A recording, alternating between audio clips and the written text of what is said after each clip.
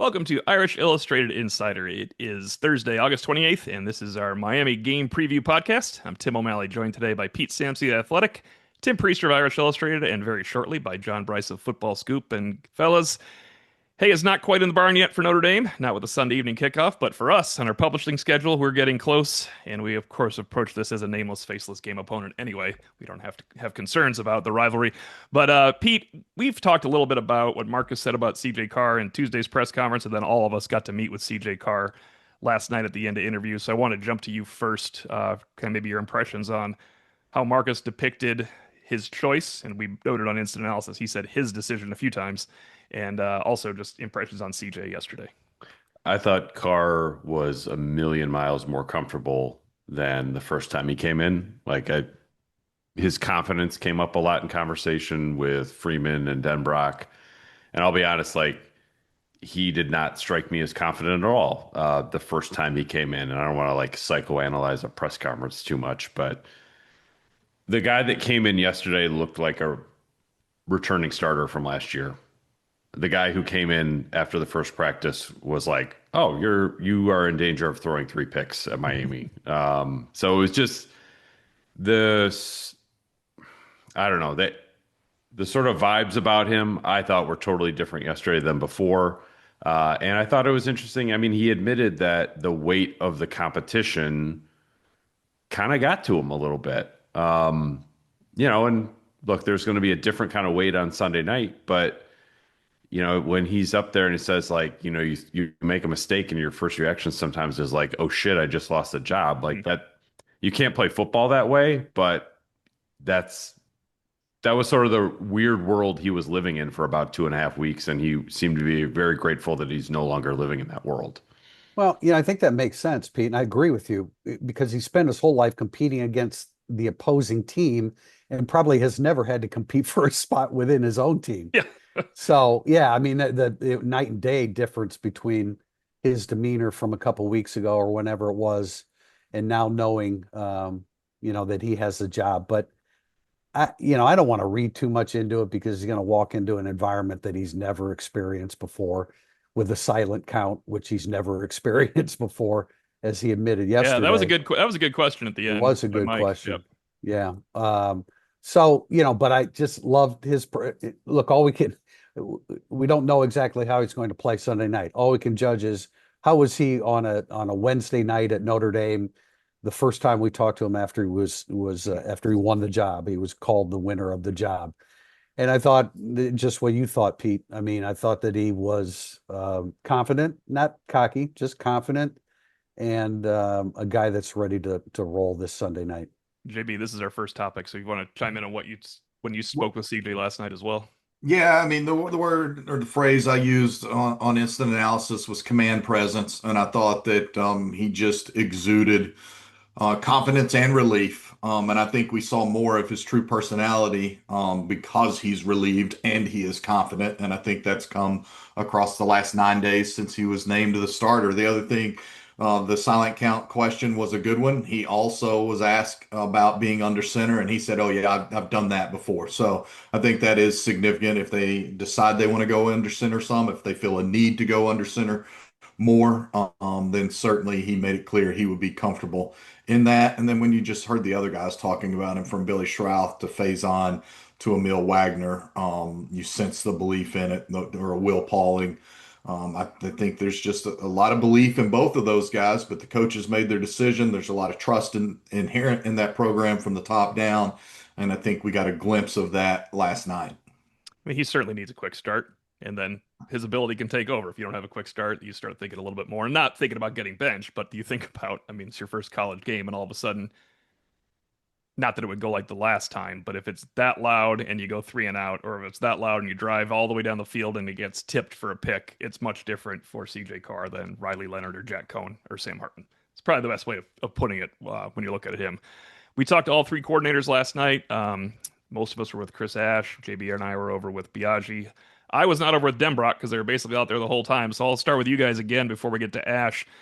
Most Denbrock questions were, of course, about CJ Carr. There was a bit of a crossover situation going if you name a quarterback, but I think the one that stood out to me was, are you more confident in your offense as a whole with CJ Carr knowing the system right now than you were Riley Leonard going in his first game in a much shorter amount of time. Of course, he missed a lot of spring, and Leonard Denbrock said undoubtedly yes. That was interesting to read. Pete, Yeah, I mean, that was there's certainly some benefit for there. Denbrock also was like, look, he's never been in a game. Leonard had been in a ton of them, so that's also significant. Leonard's tipped interception goes better for Riley Leonard than CJ Carr. Yeah. Probably. Yeah. I think I'm most interested to sort of see how Denbrock gets Carr to manage the game a little bit because I don't think Carr is wired to be a game manager. I think there's kind of some creative tension there that will be interested to sort of see how Notre Dame manages.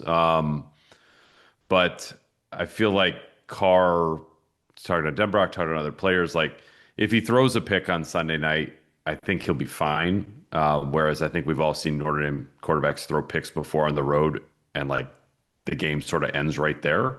I'm more confident if Carr makes a mistake, he'll be able to bounce back from it based on, some of the conversations and interviews this week. I agree with that, Pete. And I also think, I've been thinking about this for the last couple of weeks. I mean, just the balancing act that a coordinator and a first-time quarterback, has to do. I mean, and Denbrock said, look, you scold, but you don't want to lose, you don't want your quarterback to lose aggression. And it's just a fine line balancing act. And I agree. I don't think CJ Carr is the type that's going to fold because he threw an interception. He's a competitor, and that's what he's accustomed to, is competing. And I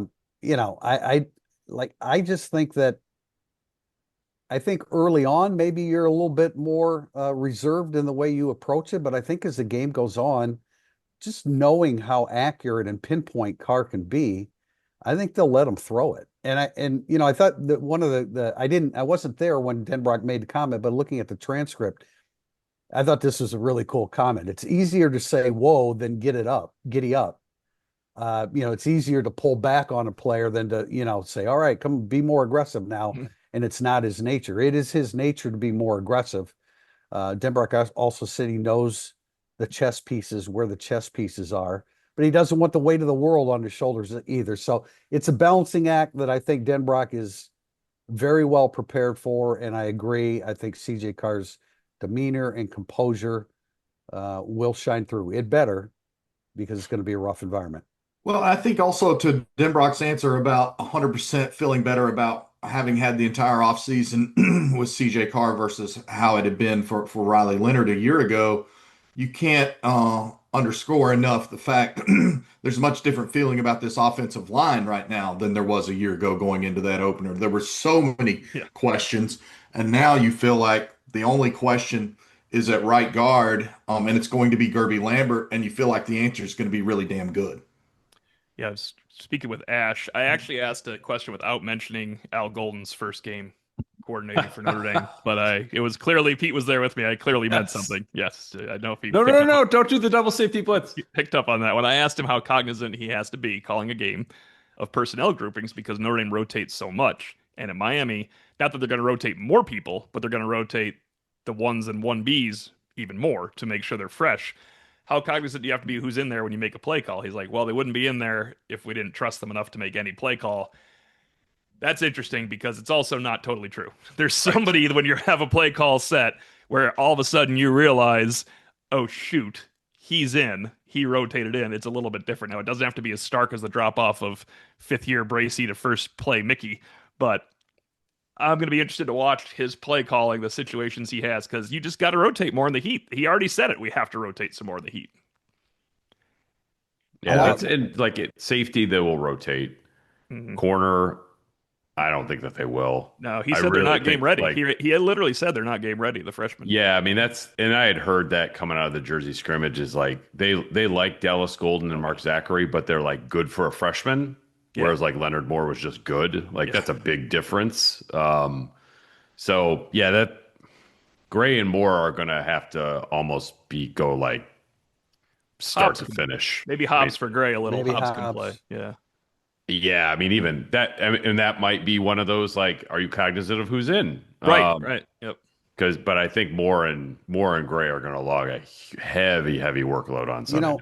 And that's I mean, it's a relatively young receiving core Oh, for yeah. Miami. I've talked about the 590 catches and 61 touchdowns that they lost from four wideouts and the tight end. Now you still have CJ Daniels, but Malachi Tony is a freshman that they're going to be counting on. So, I mean, I think everybody's looked at this like this is Carson Beck throwing the football to Miami receivers. Well, it's Carson Beck throwing to young Miami receivers against what should be a really, really good secondary. I think that takes a little bit away Mhm. from, what Carson Beck can do when he has a clean pocket. One thing that Chris Ash has Sunday night in his debut as Notre Dame defensive coordinator that Al Golden did not, in-helmet communication. And so I do think that's significant, especially when you're opening on the road and you have some new pieces out there, or you have Drake Bowen being the primary green dot for the first time ever. And you can have all the way up to that 15-second mark extra communication. So if you are in a rotation, you realize crap, we called this, and I didn't realize that guy had just shifted onto the field. You can say, Drake, make sure he knows what to do.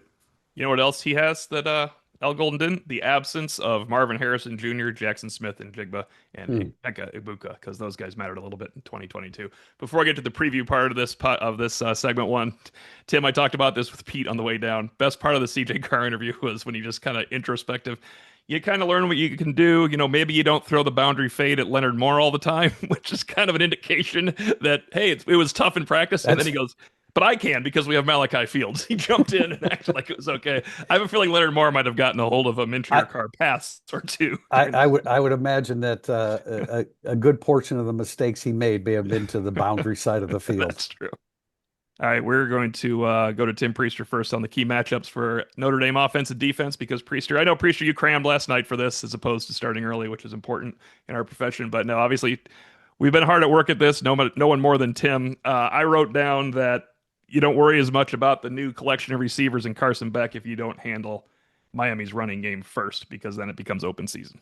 Well, yeah, I mean, obviously you have to stop the run. You got a big back and Mark Fletcher. Their number three back is a big Mhm. back as well, and Jordan Lyle's done some good things for him. But I thought I led it with my Thursday thoughts today. I thought the most significant thing that Marcus Freeman said the other day was his overwhelming praise of how far the defensive tackles have come. Now, I'm banking on the fact that he's telling us the complete truth. I don't think that he's the kind of guy to make something up like that just to instill confidence. I don't think he's going to say that publicly unless he believes that the defensive tackles have come a long way. If that's true, if Notre Dame's defensive tackles are an asset as opposed to something you're worried about going into the game, I said the other day in Instant Analysis, this team has a chance to be really, really good, especially if your young quarterback lives up to some of the expectations that you have of a dynamic presence like CJ Carr. I'm so interested, and this is something that popped up when Marcus was talking the other day. Like when he started talking about Cam Ward, the look on his face was just like, holy crap, that guy is good. And I think it's like, and I say that in the sense of like, obviously he's not there, but he made a lot, like something out of nothing a lot last year. Carson Beck's not going to make something out of nothing. So I think that the sort of off script part of Miami's offense last year that was really fun to watch, like that's not there anymore. So I think that's sort of been lost a little bit on like the new receivers and Carson Beck, who's got all the experiences. Like you're replacing the number one overall pick in the draft, who was just like kind of a magician. How does Miami's offense continue on? Do they lose sort of that, we talked about the get out of jail free card with Riley Leonard running the ball on third and whatever, fourth and whatever. Cam Ward was a get out of jail free card on every damn play. So that I'm interested to see like if Miami gets off script, like can they get back on it? And if Notre Dame gets them off script, that's when you've got, sort of your Bryce Young, Boubacar Traore potential pass rush package. JB, I didn't think Pete you were going to prompt me on this one, but I was saving it for segment two. I actually got we have questions about Carson Beck with pressure, but I'm going to jump ahead here to Cam Ward with pressure and throwing deep last year. Okay. Cam Ward throws over 20 yards, 14 touchdowns, 0 picks. Oh, yeah. Mid-range, 13 touchdowns, 5 picks. Cam Ward in a clean pocket, 30 touchdowns, 3 interceptions. Yeah, and like Pete, you're talking about the receiver. Restrepo caught 200 passes while playing for Miami. I mean, that Right. was the ultimate outlet guy. I think Yeah. CJ Daniels is really good, but he hasn't caught 200 passes in his college Yeah, career. yeah. So Cam, I mean, Carson Beck has some nice numbers too. I'll go over, of course, and more people when you're pressured, you play worse. Like 99.9% of quarterbacks to ever play. But Cam Ward's were sick. Those were ridiculous numbers that just don't really exist most of the time. Uh, Offensively, I mean, protecting Carr, obviously JB number one. Outside of projecting Carr, where do you kind of look for offensively for a matchup that is Notre Dame can expose, or where do they have to protect a little, or where do they have to have success? I guess. I think they need to be able to run at the middle of the Miami line. And I think that's key when we sit here and talk about how much more we feel we know and believe in this Notre Dame offensive line for another insane game one opener on the road versus what we thought we did or didn't know about the O line going into game one against Texas A&M last year. And that was a Texas A&M D line that had three NFL studs up front. Miami's got some studs, but we're not sitting there talking about them the way we were talking about the Shamars a year ago or anything like that. So I think it's not just protecting Carr because it becomes exponentially more difficult to protect Carr if you can't run the football. And I would say, obviously, running protects Carr, but Priester, Corey Heatherman, anytime a new defensive coordinator comes in, it's that after a bad defense, like unlike Chris Ash joining a good defense, the new defensive coordinator has to have the opposite approach in some way, at least publicly. So Heatherman's, of course, is simplifying what happened, how confused they always were, especially in the red zone. How do you feel that you've talked about this a lot, the heavy transfer influx of the defensive backfield? Simplifying something like that in game one is not as easy as, oh man, this secondary got good in late October or late September.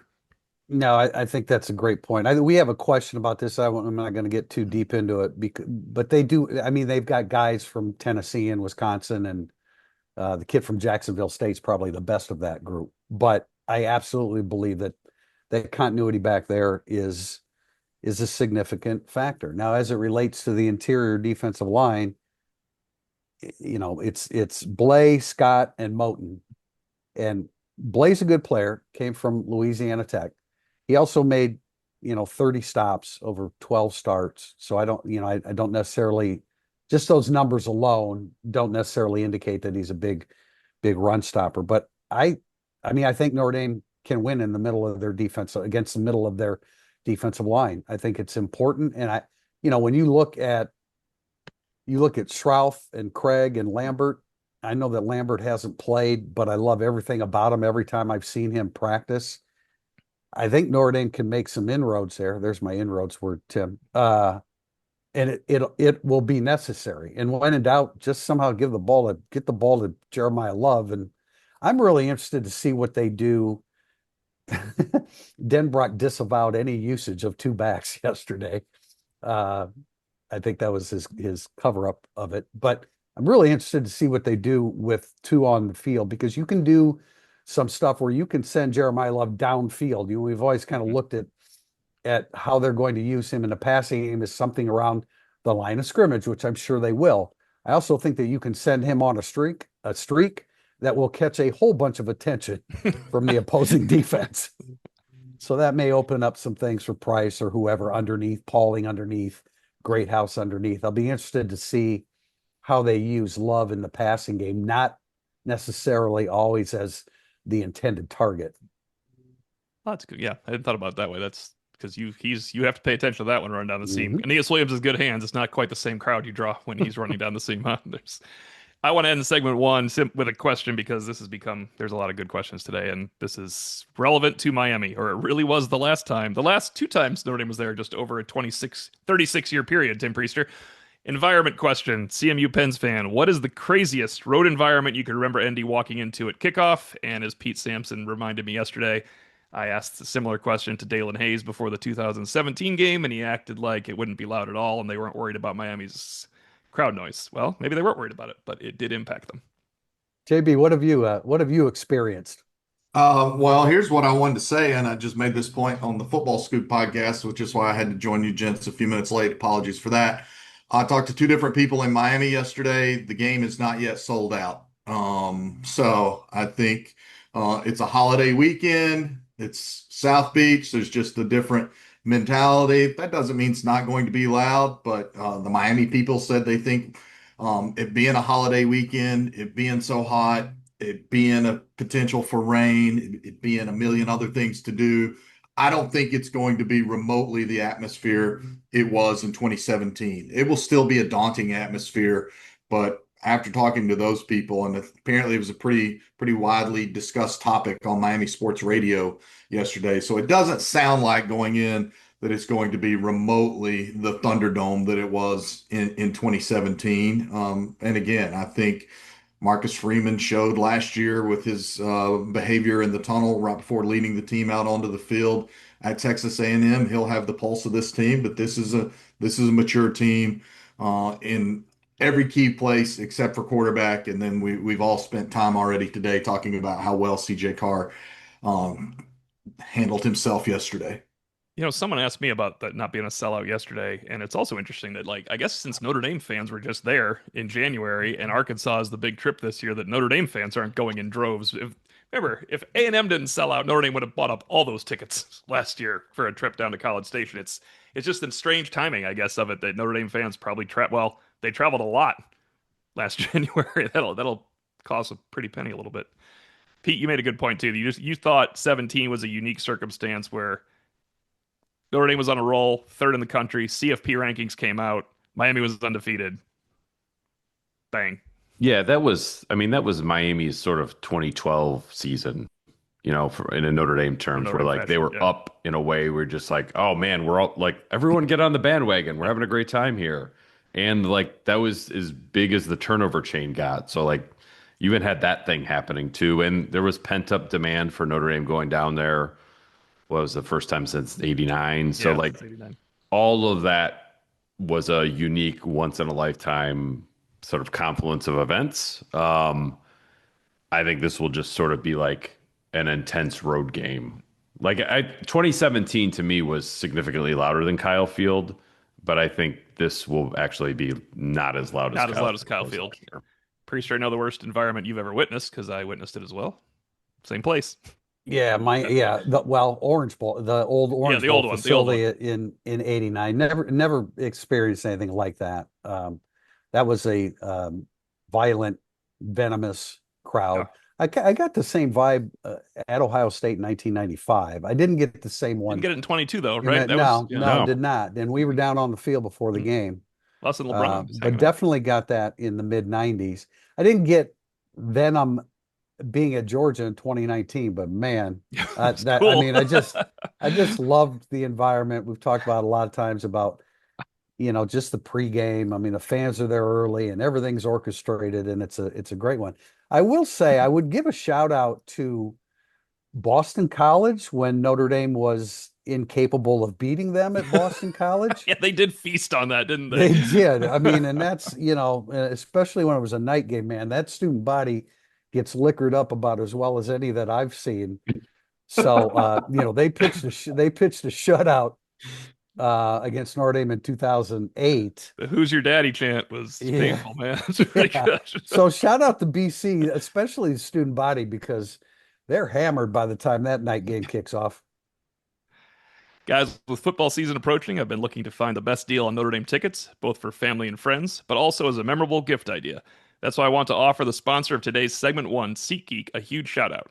With over 35 million downloads, SeatGeek is the number one rated ticketing app. There are more than 70,000 events listed on SeatGeek, including concerts, sports, festivals, and more.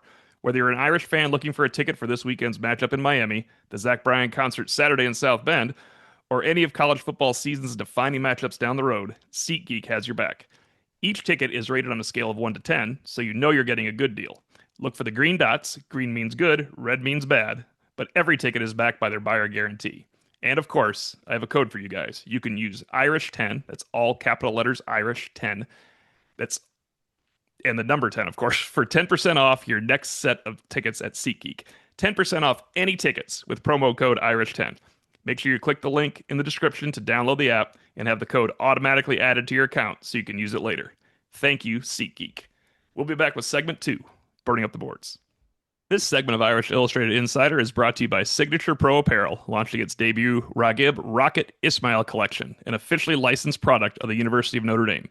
Founded by Notre Dame football and NFL alum Lance Legree, Signature Pro connects college sports legends to modern day with timeless polos, quarter zips, and rugby shirts. The debut collection honors Ragib Rocket Ismail, featuring the 1990 Heisman runner-up signature as the main logo, so you can wear your Irish pride, both past and present. Pre-orders open next week at signaturepro.com, alongside the premiere of a short feature film celebrating Rocket's legacy. Don't miss your chance to own a piece of Notre Dame history. First question for segment 2, and we actually saved this from Monday's podcast because although JB wrote a story on it, we want to do our own research as well. Dim with Land to You, new person, weird handle, asks, what changes to the game rules this year, if any, are likely to have an impact Sunday's game at Hard Rock Stadium? And there were a few questions about this last night, guys. You the man on this, JB. Well, to me, the most noteworthy would be the new defensive false start penalty that I think is pretty significant. And in fact, at SEC Media Days, still last month, although it seems much more than that, SEC Director of Officials McQuaid spent a lot of time going over it. John McDade, excuse me, spent a lot of time going over it. And that is you have to be much more measured with your movements up front. Offense is kind of won the day in the offseason politicking to get this rule change, saying that the defenses were being allowed to shift and stunt and move way too much pre-snap on the defensive line to try and confuse offensive linemen, more importantly, to try and draw offensive linemen offsides. So again, we'll see. Nobody has said very clearly exactly how it will be enforced because it's such a judgment call. In a lot of ways, like pass interference without the contact being necessary, but it's still a judgment call. But that's a significant one. There's no more. If you're watching on YouTube, you see me make the T sign. You can't do that anymore to signal a fair catch or to try and confuse an opponent on a kickoff. We saw that nearly cause a brawl in the South Carolina, Illinois. I think that was the Gator Bowl. I know that was the two opponents. So if you do that, the play is automatically dead. You can't return it. You just get the ball at the 25. There's more rule changes. I'm calling it the Biaggi rule about fake punts. You can't line up anybody who touches the football between your long snapper and your punter anymore. And you have other stipulations about how your formation can be from a punt standpoint.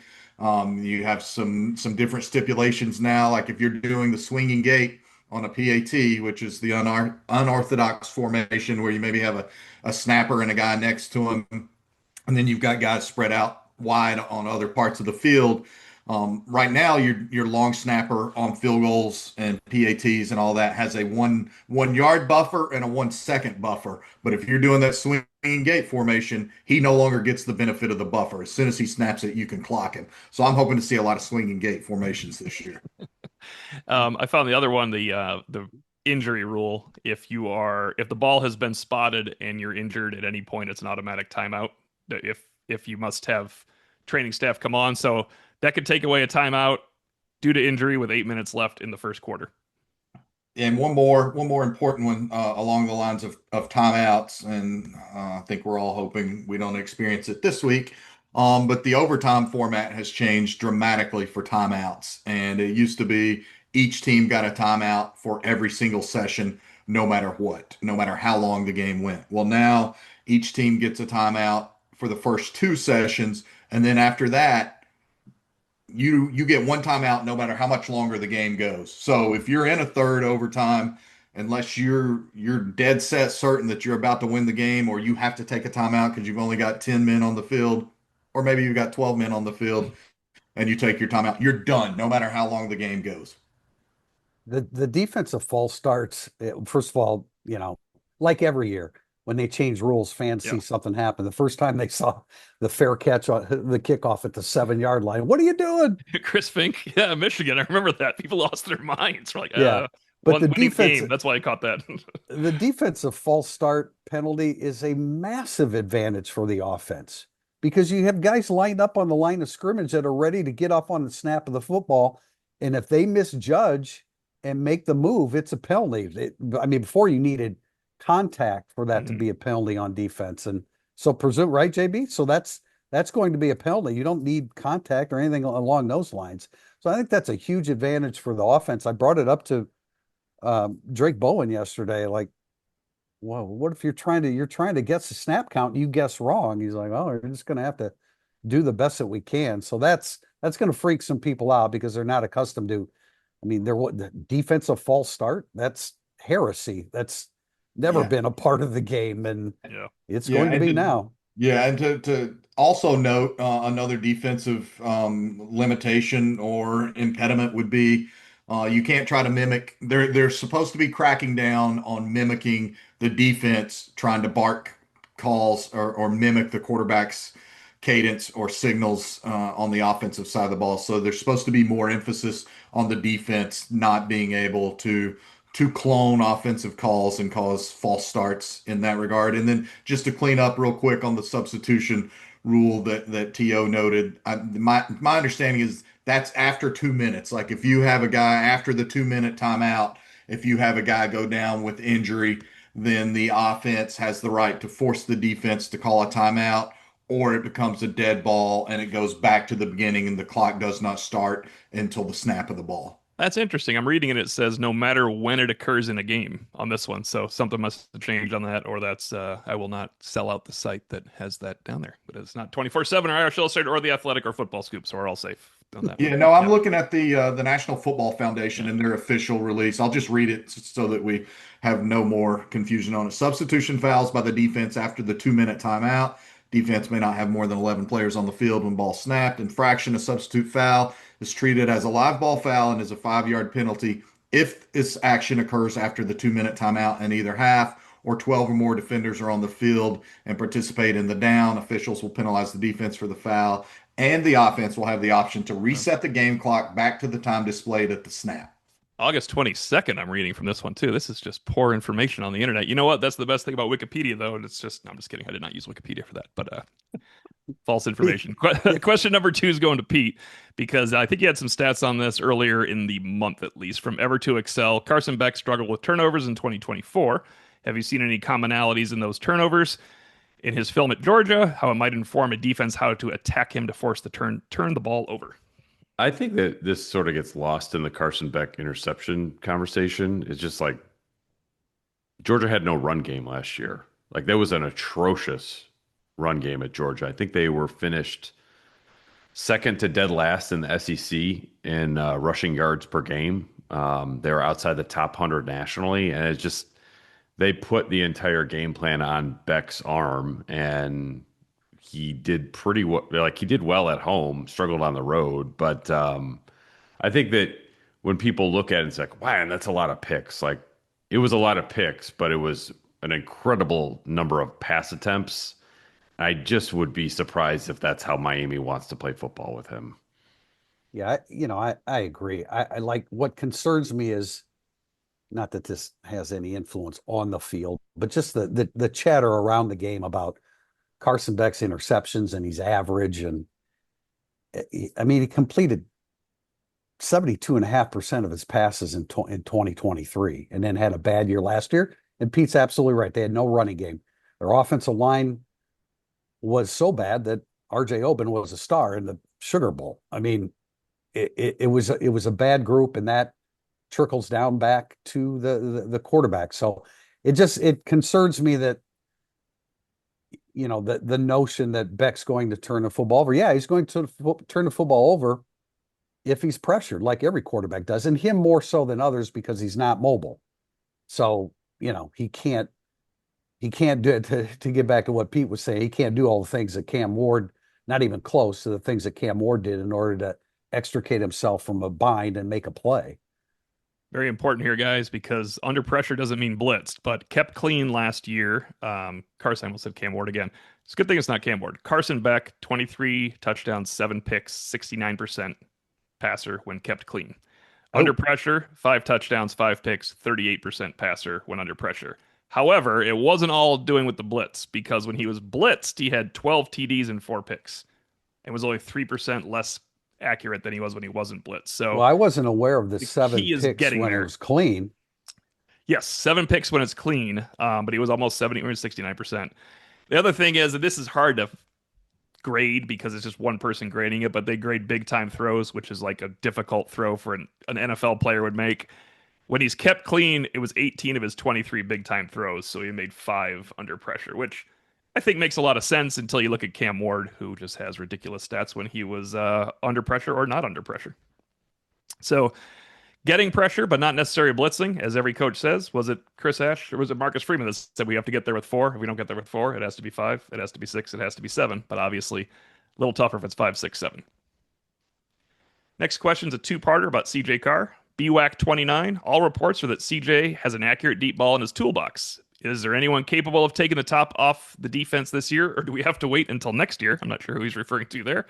Also from Irish Elite and many, many others, how conservative should Denbrock be with Carr considering the hostile environment, but really the strength of the running back room and Carr's natural penchant to take risks? Jump in there, guys. I think Faison, and Tim mentioned Jeremiah Love. I think there's some truth to that too. I I think the game plan for Notre Dame is like I would have Carr take shots deep. I would have him check down a lot. I probably wouldn't have him throw intermediate balls over the middle a whole lot. It's like a deep ball in some ways is a safe throw because you can make it where only your guy can catch it. As long as you're not throwing deep over the middle late, which we saw in Notre Dame's first practice. But yeah, I would be, if I was Mike Denbrock, I would have CJ Carr deep down the sidelines, maybe some sideline intermediate stuff, a lot of short stuff, but maybe deep over the middle, deep intermediate. Intermediate over the middle. That's the kind of stuff where I'd be like, I don't know if I want to like push it with first time starter in those kind of busy areas. Yeah, for me, I think Faison is a good one, and we talked to him yesterday. I continue to just notice his frame is a little sturdier. He appears a little fresher. He talked to me earlier this camp about feeling fresher because of how much different the wide receiver room is. So every rep is more fresh because it's not 7 guys taking 100 reps in practice. I think that's significant. It might be most significant going into this week, where heat will probably be the biggest factor of the year. I think Fields is a guy who is a different body type, but you can throw it downfield to him because his catch radius is so big. He's played so much ball. I think there should be a lot of trust there that you can throw a sideline deep out to him and know he's either going to catch it or it's going to be incomplete. Like with his frame, he's a great defensive, offensive player. So I think that's another guy that can be a factor for him. And yeah, to your point, like you don't want to see CJ airing a bunch of balls deep downfield in the center of the field. You never want to see that. I do think if you can do some underneath stuff, loosen it up either with the backs coming out of the backfield or getting Eli Raridan to sit down in the middle on a couple of hitch routes, that can then open up some more stuff further downfield. You think about the first career catch by Faison at Louisville. Was that a 38-yard score? Something like that. I mean, if they were in minus territory, it would have been, a 60, 65-yard score. So, I mean, he's the obvious one. I agree with you, JB, about Fields. He's not necessarily a quote, take the top off, but when that dude runs a post, that's a safe, deep throw because he's going to make it extreme at 6'4", 225 pounds. He's going to make it extremely difficult for the DB to make a play on it, or at least to pick it off. And he's a career 14.3 yard guy per reception, which is a pretty big number for a guy that's not speedy, but he does have great size. So I think those two are absolute gimmies. And I'm Pete, I'm guessing about Love, but to me, that's a natural offshoot, of what they can do with him to try to push people off the rest of their receiving core. And I get back to something I said before. When you have Fields and Pauling and Greathouse, Faison and Eli Raridan as your number 4 and 5 targets are going to have a lot of opportunities. And actually, to Pete's point, half of Carson Beck was just 6 TDs and 6 picks when he was throwing those mid-range 10 to 19-yard passes to Pete. So you're early on to something that there's just a lot more activity with really good athletes in there if a defense knows what it's doing these days. Next question, glass half Irish, kind of blunt. Will Notre Dame be able to run the ball consistently Sunday night for the first time since Thanksgiving? Tell me why. It's pretty good. I think Notre Dame has one of the better interior offensive lines in the country. I think I just watched a replay of Miami, Georgia Tech from last year, and Miami got gashed from the very beginning. I don't know that I think that Blay, the transfer from Louisiana Tech, will certainly help. I'm really interested to see how he plays against Notre Dame's interior defensive line or offensive line. I think he's a good player, but I don't know that he's necessarily a run stopper. And then you have Justin Scott, who will continue to get better, I would imagine. Consistently run the ball against Miami. I'm not sure I'd go so far as to say that, but I do think that they can make progress running the football up the middle a decent portion of the time, if not consistently throughout. I think one it's reason probably how they I did. see it too. Like there's, it kind of looks like Texas A&M, maybe a little bit better than that. But I don't think it needs to look like NC State in 2017. Just be good. Last for ever since Thanksgiving, which is a great part of it here. These are the FEI rankings of the defenses Notre Dame played since Thanksgiving. In order of the playoff games, 20, 12, 4, and 1. That makes it hard to run. Miami was 67th in FEI. There is one reason that it could be a little easier to run the ball than it was against those four teams. And IU at 20th sells out to stop the run. I know the 20th ranked defense FEI, but if you go by old school numbers, IU was the number 1 ranked run defense. Ohio State was number 3, and Penn State was number 9. So that will really make it tough for anyone to run consistently. I think that's part of it. From Question Coach, from I'll jump in there, T. go ahead, T. Question from Coach Aguilar, trying to understand the linebacker position better. Could KVA and Snead play together? If so, would that be the most dynamic pairing available? It might be the fastest, but I think the most dynamic pairing available is Bowen and Kingston Viliamuasa. I would agree with that. I mean, yeah, they could play together because Yeah. we know that the KVA can play either of those spots, and they can also bring him off the edge.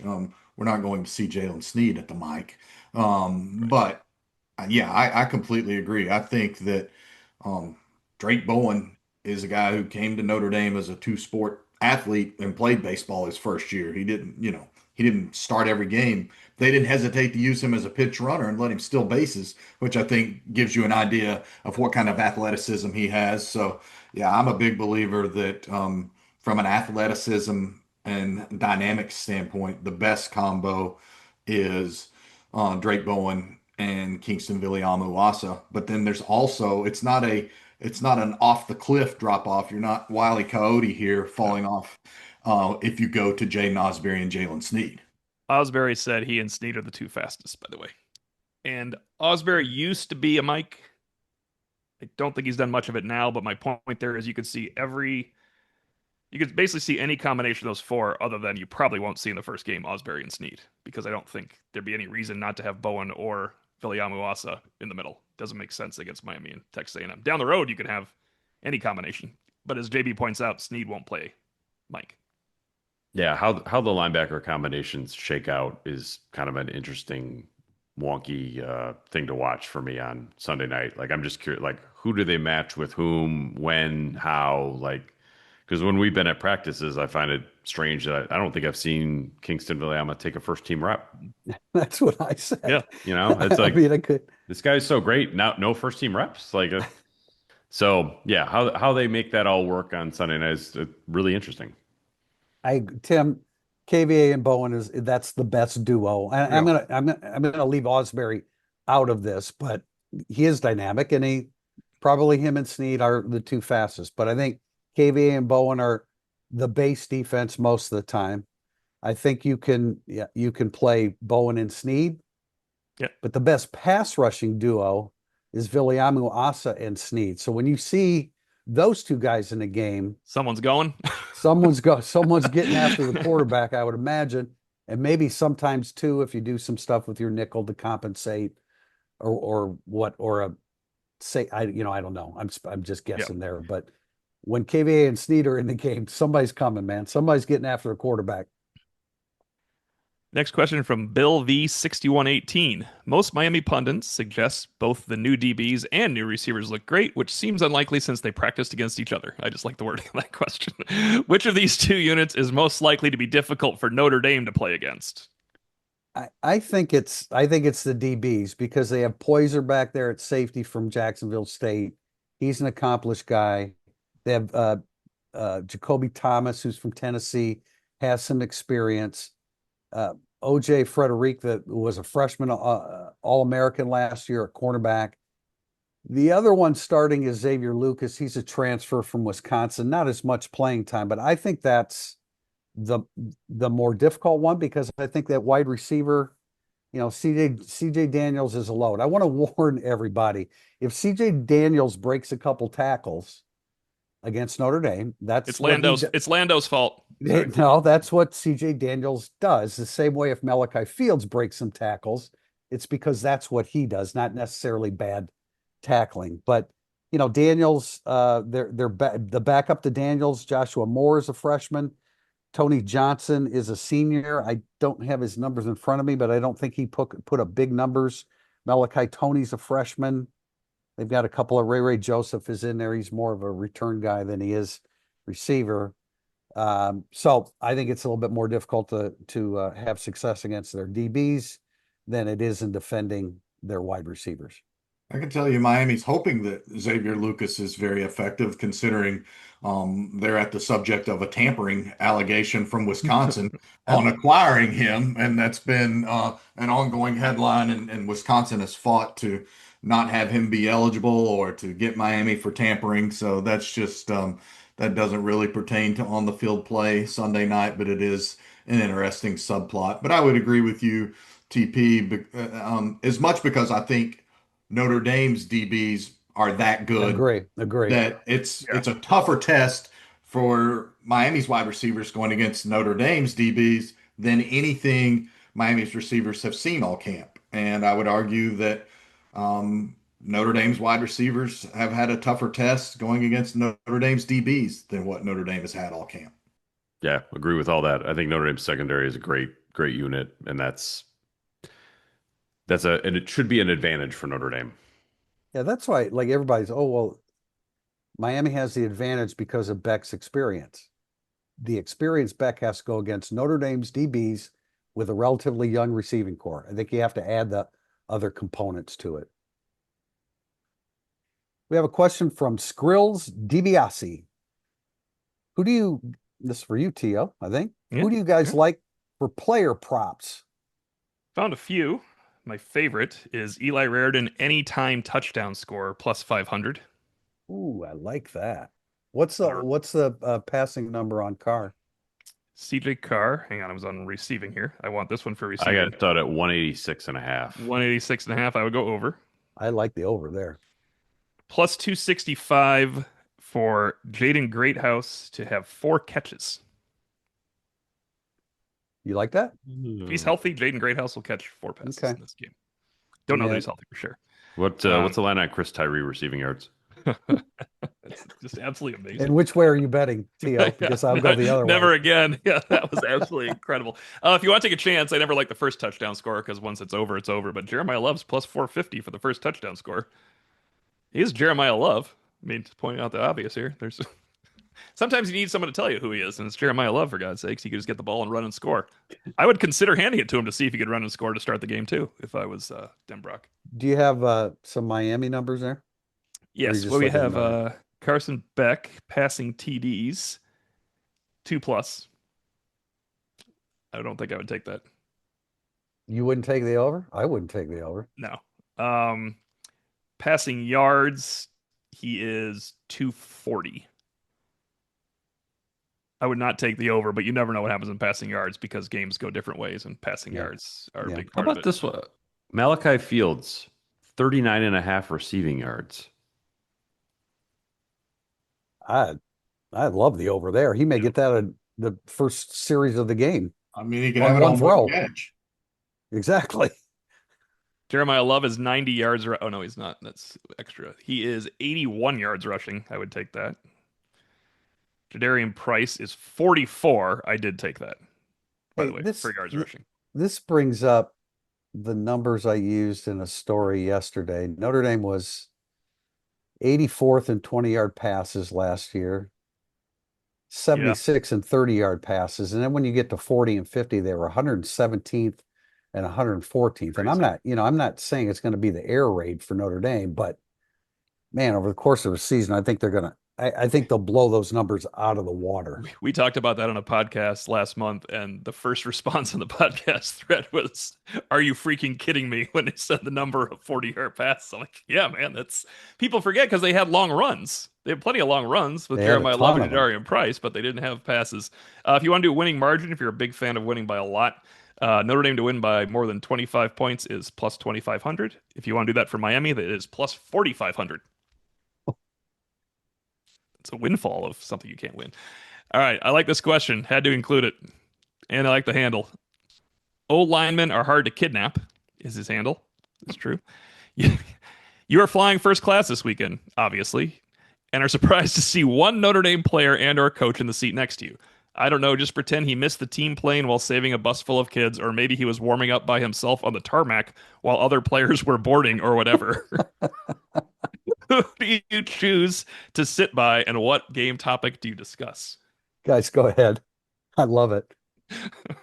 Oh, from a coaching point of view, I'd probably go with Denbrock. I'm not sure how much football we talk about. I think he's just a fun personality. Player wise is a lot tougher. I don't know. I'll defer to you. You guys go first on the players. All right, I'll go first on the player. I'm going to go with Gerby Lambert for a few different reasons here. Number one, I'm going to ask him if he thought he was going to be kidnapped, how would it be done? Because I've heard it's very difficult. And then I would want to know more about his recruiting story because I do want to share this. This comes from somebody on campus when I was doing some Gerby Lambert intel work this summer, and the quote is, "This recruiting story was all caps wild. He's a kid who didn't even start playing football till his sophomore year. The family is Haitian, and all mom cared about was athletics and making sure he got a good fit and set up for success in life." Academics, you mean? All she Yeah, cared about was academics. I I don't think apologize. she cared about athletics at all. Yeah, she didn't care about athletics at all. All she cared about was academics. Notre Dame had to convince her that their academics were on par with Harvard because that's where she wanted him to go. So I'm picking Gerby Lambert to ask him how he would kidnap himself and to also hear more about his fascinating journey. From a coaching standpoint, I don't. You can't absolutely cannot go wrong with Mike Denbrock. I would argue that if Mike Denbrock is 1A, might Max Bulla be 1AA. He's Like pretty good. I'm sitting in first I'm sitting Whoa. in first class where the cocktails are free if I'm flying with Max Bulla. Might be a little too intense for me, honestly. That's what the Smashing free into Is the it a cocktails. table. short flight or a long flight? I mean, is That's this? the, You're it's going to the free Miami. Oh, here to Going to San Miami. Francisco. That's too much Max Bola. No, that's the free cocktails. You're in first I, class. I think the Bola would be just absolutely fascinating with the cocktails in particular. But yeah, I love Mike Denbrock.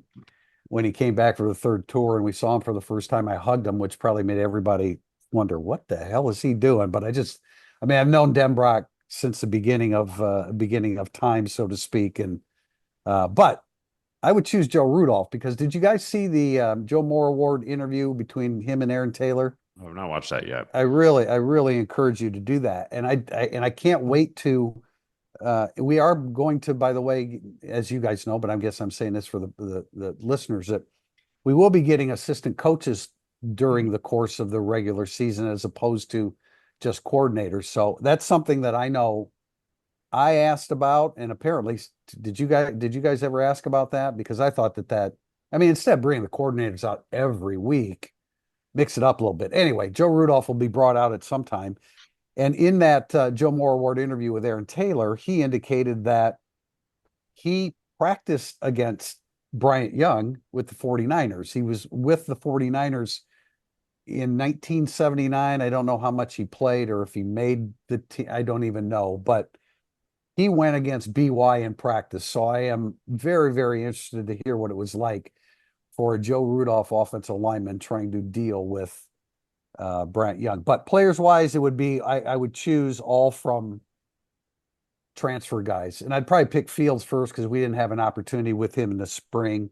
I would love to talk about Devontae Smith and Nick Saban. I asked him a question about Saban in the spring, and he said he loved him, etc. And I think again visited with Will Pauling yesterday, and I just think he's a sensational, intelligent, motivating human being. I would choose Kenny Minchie. Talk to him. And I would choose Gino Guidugli, who I know well, but also choose Gino Guidugli as my default non-Max Bulla pick because you got to sit in first class with Max Bulla, though I think it might be pretty fun with Gino Guidugli. But I would pick Kenny Minchie as the person I would talk to on the flight anywhere if I had a chance. Coming up soon. Final question before predictions from Jerfy T. Notre Dame beats Miami if, and then I'll give you guys the other one. Tim Priester, why does Notre Dame beat Miami? Quick one, because we're doing previews. CJ Carr is time to throw. Pete? Notre Dame's defensive tackles hold up as well as Marcus Freeman thinks they will. Notre Dame wins each side of the trench warfare. Mine is Notre Dame makes good on red zone touchdowns when they're down there. Red zone. Notre Dame loses to Miami if, and you're allowed to say anything in this one because we had a caveat in our last podcast. So, Miami suddenly becomes a really good run stopping team and shuts down Jeremiah Love. And again, I'll go back to if Beck gets time, but again, throwing against that great Notre Dame secondary. Carr looks like your typical first-time starting quarterback, and he looks more like the guy we saw on day one of training camp than the guy we saw the two, blue gold games and jersey scrimmages in the spring prior. Notre Dame loses if it has 3 turnovers. Yeah, mine is Notre Dame loses if that turnover chain comes out early. Are they still doing that? They still do that? They will on Sunday if that happens. Yeah. I'm sure they will. It'll be vintage. Yeah, it'll be. They got to do something if it comes out Sunday. I would say the early turnovers would be an issue. But Bryce, obviously, yeah, I agree. If it's 3, you're in trouble. But I do think Notre Dame's going to cause a couple turnovers in this game as well. But the early turnover just makes it too much of a slog, I think, offensively, as opposed to like a more enjoyable watch for college football and Notre Dame fans. All right, predictions. Priester, are you going to wait? I am going to wait. You're going to wait, time. yes. Okay. Pete Sampson. Sampson. Because CBS will. Never mind. That's okay. Not if you don't tell them about it, but just say it's a different place now. All right, yeah. Pete Sampson. I like Notre Dame. I think that they're the better program across the board. I think Miami is better at quarterback. Typically, I would side with the better quarterback, but I mean, the way Notre Dame's roster has been put together is so impressive to me. And they also they know themselves in big spots. Miami doesn't. I think that, Marcus Freeman in a big spot, I would bet on over Mario Cristobal too. So it's like you were talking about prop bets. If it's a close game, I think Notre Dame's winning it. I think if Miami's going to win this game, I think they almost have to win by 10 or more. Because if it's tight, I just like the way Notre Dame's put together from the head coach through the roster. So I think this will sound strange, but I think CJ Carr will throw at least one pick, maybe a second one. I also think that he's going to be fine about it. And so that's significant too. So I'll go, I don't know, Notre Dame 24-21, 27-24, something in that range. Both teams are in the 20s. It's not quite the rock fight of Texas A&M, but it's not free-flowing offense for 4 quarters either. Yeah, I just think holistically Notre Dame is the more complete program. I don't know if I'm going to drop a score yet here, but I've got Notre Dame winning, and kind of the way I've evaluated it and said it maybe on a couple of different other appearances is I think Miami really believes it can win. I think Notre Dame believes it will win. I also think on a field that's going to have a bunch of dudes that will have NFL careers someday, the 2 best players are Miami tackle Francis Manoa and Notre Dame running back Jeremiah Love. Well, Francis doesn't touch the ball. Jeremiah Love's going to touch it a lot. So give me Notre Dame. Tim, before you pick, could I throw in this, Mhm. and this will probably tip my hand, but what did I see? The stat that Miami's 0-9 against top tens since 2017? No, it wouldn't have been because Well, they beat they Notre beat Dame. I can Notre think of Dame. one. I could think. Yeah, I know one they Yeah. got. Well, yeah, Well, since the end of 2017, maybe because they okay. yeah, Oh yeah, okay, like yeah, yeah, yeah. since 2017. And they're big and like people always say, well, you're talking about last year. Well, most teams carry over from what they were. Rarely is it just a dramatic turnaround. Those are the ones that we talk about. But the biggest wins that Miami had last year was at Louisville, which was a big tough win for Notre Dame, and Miami gave up 45 points in that game. And then the other one was Duke. Notre Dame is coming off of playing USC, Indiana, Georgia, Penn State, and Ohio State. I mean, I just think that Miami's had an extra month off though than Notre Dame. yeah, well, that's true. But I love JB's comment there about believe they're going to win, know they're going to win. I think that has a lot to do with this game. Theo, can I have one more quick thing, or can I ask a question? Because Sure can. I don't think we've discussed that Mario Cristobal apparently is coaching from the press box. Is that a real? I think it was a fake story. Okay, all right. Yep. I Yep. couldn't. I thought that was fake, but then it just kept populating. So I was trying to see. Because it's so crazy. Yeah, It exactly. makes sense. But I was Kind of looking at like it too. I'm like, really? kind of like Dave Portnoy being banned from Ohio Well, Stadium. now all I'm going to say there is that it might not be a de facto ban, but I bet you that Big Ten Commissioner Tony Petitti and Fox executives were in Columbus discussing this Yeah. matter last week, not this week. I am not going to pick anymore. I told Bryce and Priester this. I'm retiring because last year, Pete Sampson, I was 15-1 straight up and 14-2 against the spread in picking Notre Dame games on IrishIllustrated.com. So I'm done. No, I'm just kidding. I have Notre Dame by between 7 and 11 points if you need to make a prop bet. Under. Under the total is 49.5 still. The only problem with the under is on this one, I don't think I would. Like last year, it wasn't we were predicting an under for the A&M game. We were telling you how the game was going to happen, and it was obvious. This Yeah. one, as JB said, there's some athletes out there. It can get loose at times when there's athletes out And there. it So, opened at 54 and a half. And I yeah, think, we said, yeah, oh, that's under. And yeah, I think 50 and a half yeah. could be in It's on jeopardy. that I range. have it Yeah, somewhere. I'm in the 28-20 range, 28-17 range. So, but I retired officially, so I'm not gonna finish off with the greatest season I'll ever have because it's over. Yes, you are. Yes. Until Sunday, where we'll be there for Irish Illustrated Instant Analysis from Miami Gardens and Hard Rock. Don't think it'll be quite as loud as last time, as you guys pointed out, but the U fans always love seeing Notre Dame as they did Priester and Bryce. If you recall, prior to the Orange Bowl, when some Miami fans just crashed our party, I'm sure that will happen again. For pregame instant analysis, for Pete Sampson of The Athletic, John Bryce of Football Scoop, and Tim Priester of Irish Illustrated, I'm Tim O'Malley. Thank you for watching and listening. Irish Illustrated Insider.